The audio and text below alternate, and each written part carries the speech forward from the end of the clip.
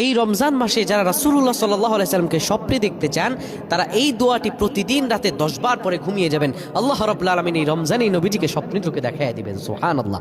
যারা নবীজিকে স্বপ্নে যোগে দেখতে চান, নবীজিকে স্বপ্নে যোগে দেখলে নবীজি বলেন তার জন্য জাহান্নামের আগুন হারাম হয়ে যাবে।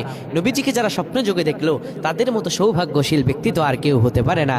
আপনি যখন ঘুমিয়ে যাবেন বিছানার মধ্যে আপনি শুয়ে যাবেন, কিন্তু খবরদার অপবিত্র বিছানায় শোয়া যাবে না। বিছানাটা পবিত্র হওয়া লাগবে, নিজে পবিত্র হয়ে যাওয়া লাগবে।